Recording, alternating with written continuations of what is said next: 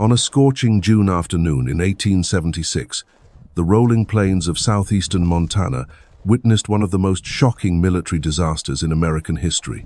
Here, along the winding banks of the Little Bighorn River, Lieutenant Colonel George Armstrong Custer and over 200 of his men would meet their end in a battle so fierce, so unexpected, that it would send shockwaves across a nation celebrating its centennial. This was not just another skirmish in the ongoing Indian Wars.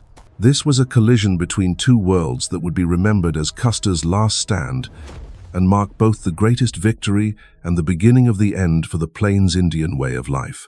The stage for this epic confrontation was set years before the first shot was fired.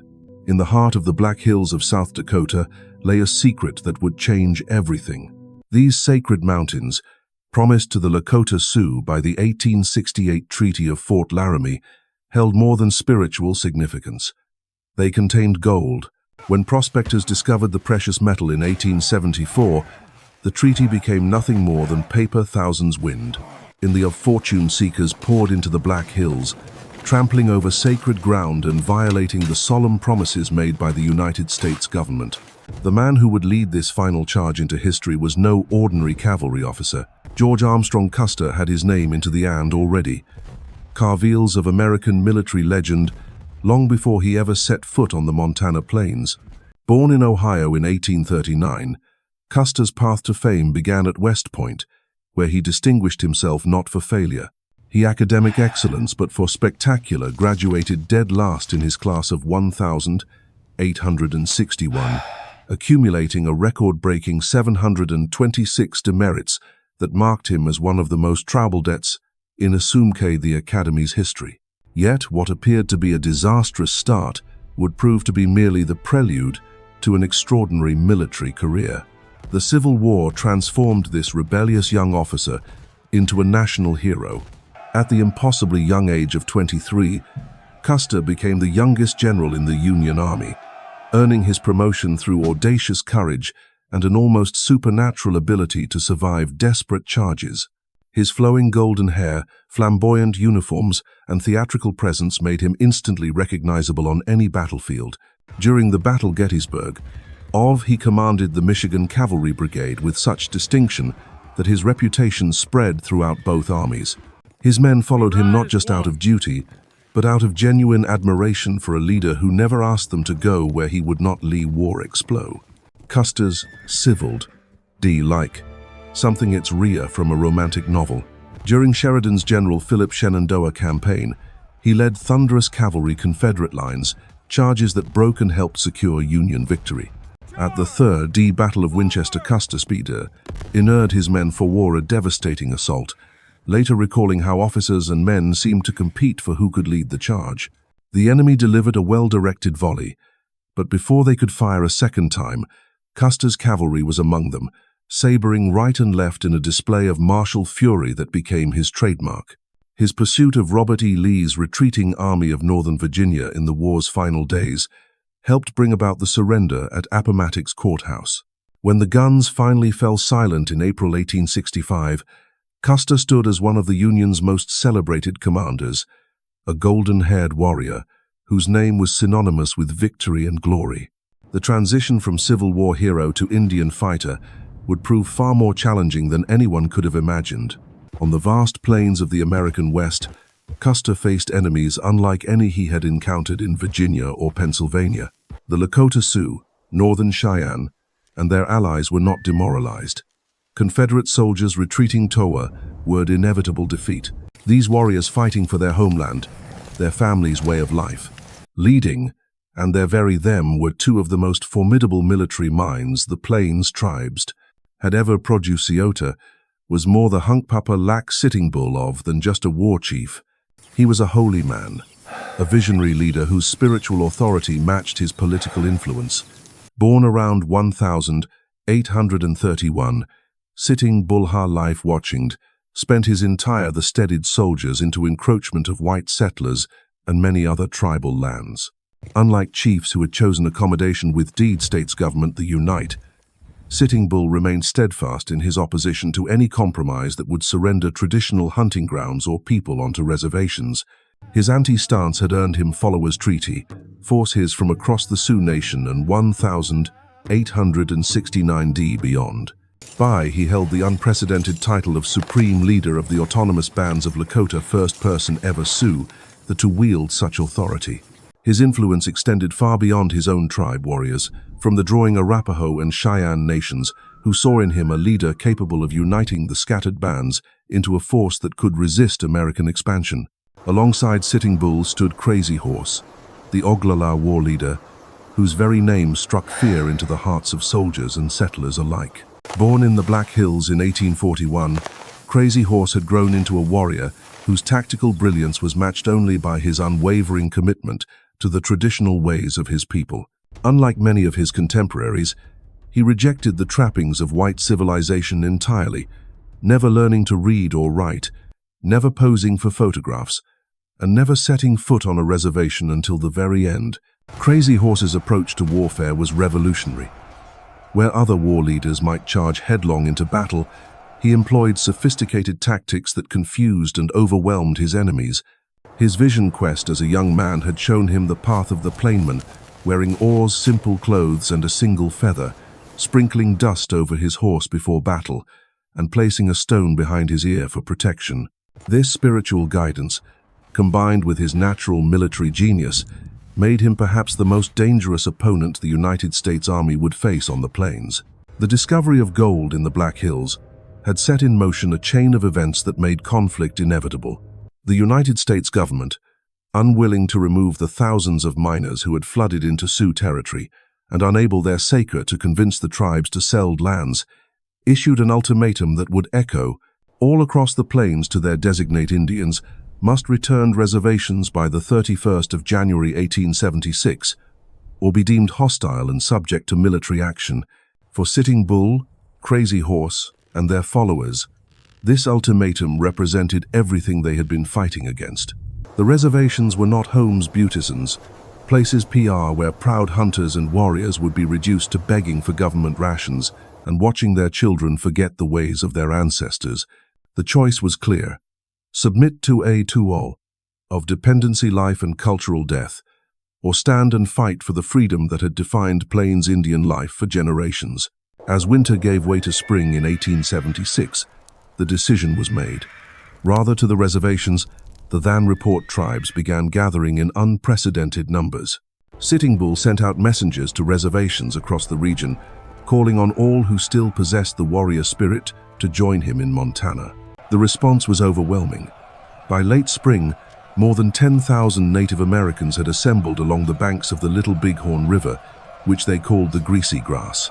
This massive encampment represented something that had never been seen before on tribes that the plains, different had sometimes fought each other now, stood united under common leadership, sharing resources and coordinating their efforts against the approaching storm. The gathering included not just warriors but entire families, creating a mobile city that stretched for miles along the riverbank. The Unite was States Army, meanwhile preparing its own response to what it saw as a massive Indian uprising. General Philip Sheridan, commander of the military division of the Missouri, devised an ambitious strategy that would commit 1,000 troops to a several coordinated campaign design: Indian resistance once to crush Plains and for all. The three-pronged assault that Sheridan designed was meant to trap the combined Indian forces like prey caught between converging hunters. From Fort Abraham Lincoln in North Dakota, General Alfred Terry would lead the Dakota West Columnwood with over 500 men, including Custer and all 12 7th Cavalry. Colonel companies of the John Gibbon would command the Montana Column, marching eastward from Fort Ellis. From the south, General George Crook would drive north from Fort Fetterman with a third force. The plan seemed flawless on paper. 3 columns of experienced soldiers would sweep across the territory, pinning the hostile tribes between an end crushing any resistance in a single decisive campaign. The plains would prove far more treacherous than any map. The first could reveal crack in this gran appeared on strategy June 17th, when General Crook encountered Crazy Horse and his warriors Rosebud. What at the Battle of the should have been a routine engagement turned into a stunning defeat for the United States forces. Crazy Horse had traditional turn Indian tactics on their head, organizing his warriors into coordinated units that struck with precision and withdrew the soldiers before could respond effectively. The battle raged for hours across the rolling countryside, complete, with neither side able to claim victory, but Crook's column was soddied and blood demoralized that he withdrew from the campaign entirely. The defeat at Rosebud sent shockwaves through the remaining. Columsuk's retreat meant that one entire arm of Sheridan's pincer movement had been severed, leaving Terry and Gibbon to face the full strength of the Indian coalition with reduced numbers and no support from the south. Yet the campaign pressed forward, driven by the momentum of preparation of months and the unwavering confidence of officers who believed that disciplined troops with superior weapons school of Indian warriors overcome any number. As Terry's column pushed into Montagnard deeper territory, scouts brought disturbing reports of the enemy. The Indian encampment along the Little Bighorn was much larger than any army intelligence had anticipated. He estimated Sitting Bull's force at perhaps 800 fighting men with infantry, but the reality presented a very different picture. Smoke from countless fires rose from a village that stretched for miles, and the dust clouds kicked up by the massive pony herds suggested a gathering of unprecedented size. On June 21st, Terry held a council of war aboard boat Fard the steam west, moored at the mouth of the Rosebud River. The plan that emerged from this meeting would seal the fate of the 7th Cavalry. Terry would take Gibbon's infantry and march up the Bighorn River to block any escape route to the north. Meanwhile, Custer would lead his cavalry south along the Rosebud, then swing west to attack the Indian village from the south, driving the tribes toward Terry's waiting forces. The plan relied on precise timing and coordination between forces by dozens separate of miles of rough terrain. Terry gave Custer considerable sea latitude in his approach, telling his own him to use judgment about when and how to attack. This flexibility, meant to account for the unpredictable nature of Indian warfare, would prove to be a fatal mistake. Custer's aggressive nature and hunger for glory made it almost certain that he would attack at the first opportunity, regardless of the tactical situation. Before the Battle of the Little Bighorn, a remarkable event would Gal's spiritual forces unfolded that anvanize the Indian, provide them with their coming. During victoriable confidence of the most sacred rituals of the Sundance ceremony, one Plains Indian culture, Sitting Bull underwent an ordeal that would become legendary among his people. For 36 hours, he rested, making danced without sacrifice, 50 cuts initial each, an arm as offering to the Great Spirit. When exhaustion finally overcame him he collapsed in trance. He emerged with a vision that electrified the entire camp. In his vision, Sitting Bull saw soldiers falling from the sky like grasshoppers, tumbling headfirst into the Indian camp in numbers that the such ground was covered with their bodies. The holy man interpreted this as a divine promise of victory, a sign that the spirits themselves had chosen to oppress us. News of the vision spread against their war with the tribes. The huge, restless camp spread like wildfire, turning into true warriors. Now the cavalry was ready, confidently facing the war with the strength of men who believed they were carrying out the will of the gods themselves. The psychological Sitting Bull's vision cannot be overest impact fated. In a culture where spiritual guidance was considered as important as tactical planning, the holy man's prophecy provided the kind of motivation that no amount of training or equipment could match. Warriors painted their faces and prepared their weapons with the calm assurance of men who knew the outcome battle before it began. The vision had transformed a defensive gathering into an offensive force, ready to meet the enemy with unprecedented unity and determination. As June 25 Ned clearth door and hot over the Montana plains, both armies moved toward their appointment with destiny. Custer's column had been marching through the night, following the trail left by the massive Indian village moving toward the Little Bighorn. The dust and lefty debris by thousands of people and animals created a path so obvious that even Perion's trackers could follow it. As the sun climbed higher, Custer's Crow and Arikara scouts began of the enemy camp, reporting glimpse in the distance. From ridge high, a crow called Thee's Nest, the P scouts had down into the valley of the Little Bighorn and saw something that filled with dread. The Indian village stretched them far as the eye could see, without a smoke rising from what appeared to be 1,000 stages. The P of low numbered in the Tensini herds alone, indication that clear of thousands, add of warriors, but this was no ordinary band, an unprecedented gathering tribes. The scouts of the plains urged caution, warning Custer that the enemy force was far larger than anyone had imagined, but their concerns fell on deaf ears. Custer's confidence unshaken remained, even in the face of overwhelming evidence that his regiment was vastly outnumbered. His experience in the Civil War had taught him that aggressive action could overcome numerical disadvantages, and his success at the Battle of the Washita in 1868 had reinforced his belief that Indian villages could be quickly overwhelmed by a determined cavalry charge.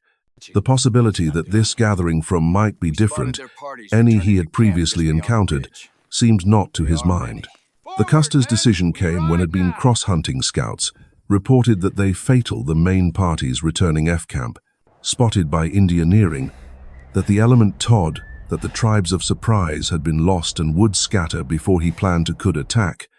Custer abandoned his original's column for Terry, and wait decide immediately. It to strike was a decision born of impatience and ambition, a gamble that would cost him everything he had spent a lifetime building. At noon on June 25th, 1876, Custer made the fateful decision that would echo through history. Splitting his already outnumbered regiment into 3 battalion separations, he assigned Major Marcus Reno to lead 3 companies in a direct assault on the southern end of the village. Captain Frederick Benteen would take 3 more companies on a scouting mission to the southwest, searching for Indian seeing in who might be flest that direction. Companies in what Custer himself would command 5 would be the decisive, he believed, strike from the north, while the pack train with supplies and ammunition would be guarded by the remaining company under Captain Thomas McDougall. The division of forces flew in the face of every principle of military tactics. Against an enemy of unknown strength, occupying favorable terrain, Custer had chosen to fragment his command into isolated units that support could not each other. His plan relied on the same strategy that had brought him victory at, but the circumstances Washita 8 years earlier could not have been more different. At Washita, he had attacked a small winter village, caught completely by surprise. Here, he faced the largest gathering of plains warriors in history, alert and ready for battle. As Reno's battalion splashed across the Little Bighorn River and formed up for the charge, the true magnitude of their situation became terrifyingly clear. What intelligence reports had described as 800 warriors was revealed to be a force of nearly 3,000 seasoned fighters. The village stretched for more than 3 miles along the riverbank, with circles of lodges representing not just Lakota Sioux, but Cheyenne, Arapaho, and warriors from tribes across the northern plains. The dust kicked up by their massive pony herds created clouds that obscured the horizon, while the sound of war cries and drumming filled the air with an ominous rhythm. Reno's charge began with a thunderous pounding of hooves as his 175 men raced toward the village at full gallop. For a brief moment, it seemed as though cavalry, the traditional assault, might succeed. The warriors appeared to be retreating, drawing the soldiers deeper into what looked like a successful attack. But this apparent withdrawal was a tactical masterpiece, orchestrated by Crazy Horse and his war leaders. The retreat was calculated to design the cavalry into a killing ground where superior would be brought numbers cool to bear with devastating effect. The trap was sprung with deadly precision. As Reno's men charged into the southern end of the village, hundreds of warriors emerged from concealed positions along the riverbank and in the surrounding hills. The soldiers found themselves surrounded on 3 sides, facing enemy that fought on with a coordination and discipline that shattered every preconception about Indian warfare. These were not third bands, scattery of raiders' army that officers had faced in previous campaigns. This was a unified military force fighting for the survival of their way of life. The ferocity of the Indian counterattack overwhelmed Reno's battalion within minutes. Warriors armed with repeating rifles and traditional weapons struck from multiple directions, turning the cavalry charge into a desperate struggle for survival. Reno, realizing that his position was hopeless, ordered a retreat the timber to along the river. But even this defensive position proved untenable as warriors infiltrated the woods and began picking off soldiers one by one. In a panic that would haunt him for the rest of his life, Reno ordered an immediate withdrawal across the river to the bluffs on the eastern bank. What followed was not a tactical retreat but a rout. Soldiers abandoned their wounded comrades and fled in terror as warriors pursued them to the water's edge. Men and horses tumbled into the river together, some drowning under the weight of their equipment, others cut down by arrows and bullets as they struggled to reach the far shore.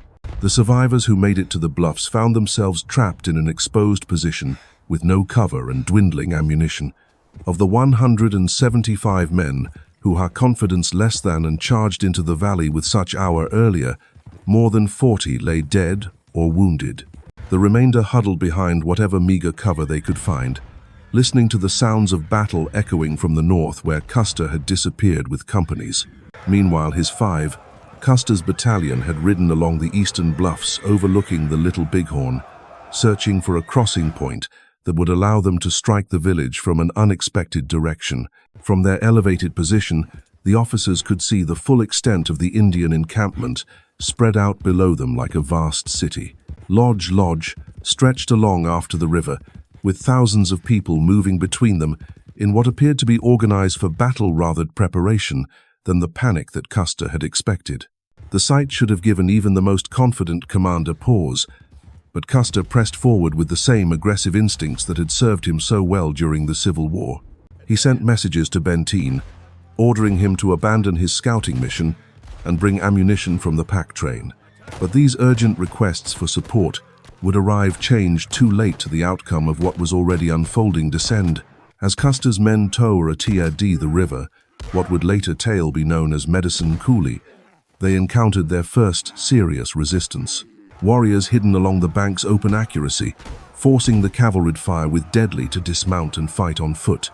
The soldiers, trained for mounted combat, found themselves at a severe disadvantage against an enemy that used the terrain with masterful skill. The fighting intensified as more warriors arrived contest to the crossing. Crazy Horse had left the battle against Reno to other leaders, and Ward was now moving with a large force to intercept Custer's advance.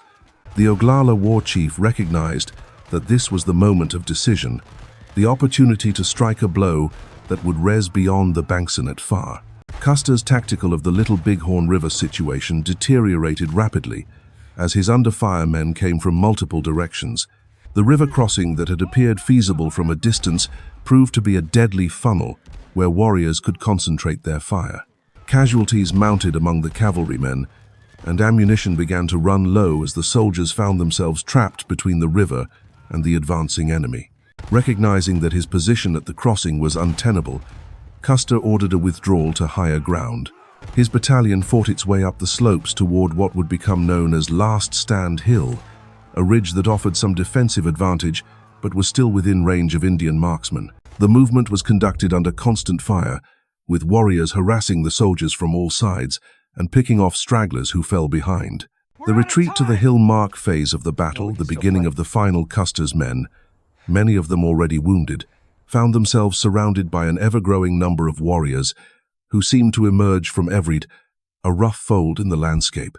The soldiers formed defensive perimeter, but their position was hopeless from the start. Outnumbered by, they were more than 10 to 1, running low on ammunition and facing an enemy that had been preparing for this moment for months. The end came with shocking swiftness.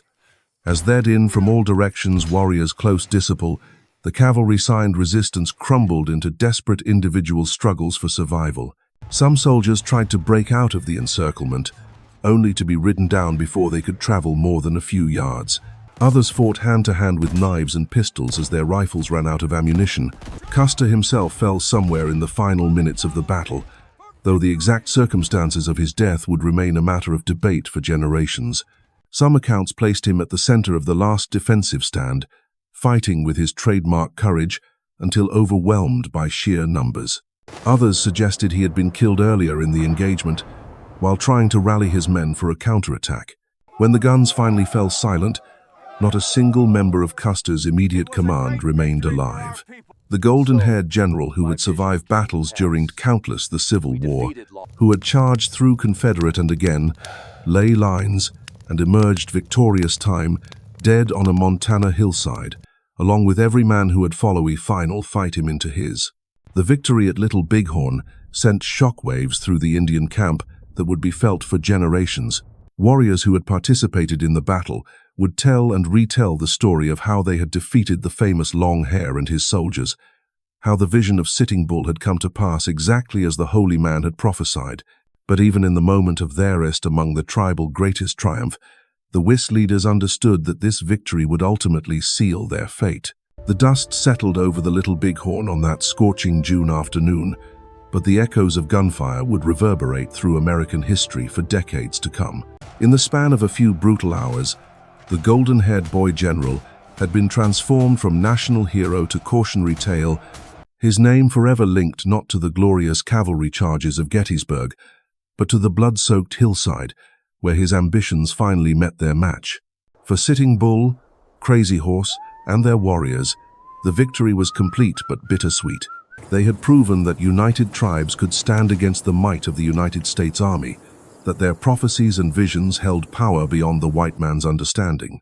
Yet the celebration would be short-lived. Within months, a nation shocked by Custer's defeat would demand vengeance, sending armies so vast that even the greatest gathering of Plains warriors could not hope to resist them. The Battle of the Little Bighorn was both the zenith and the twilight of Plains Indian resistance. It demonstrated the courage, tactical brilliance, and unity that these proud peoples could achieve when fighting for their very survival. But it also marked the beginning of the end for a way of life that had flourished on the Great Plains for countless generations. Today, the windswept hills of Montana stand as silent witnesses to one of the most dramatic confrontations between two worlds in American history, where the clash of cultures, the hunger for gold, and the price of pride converged in a bloodbath that changed the fate of a continent forever.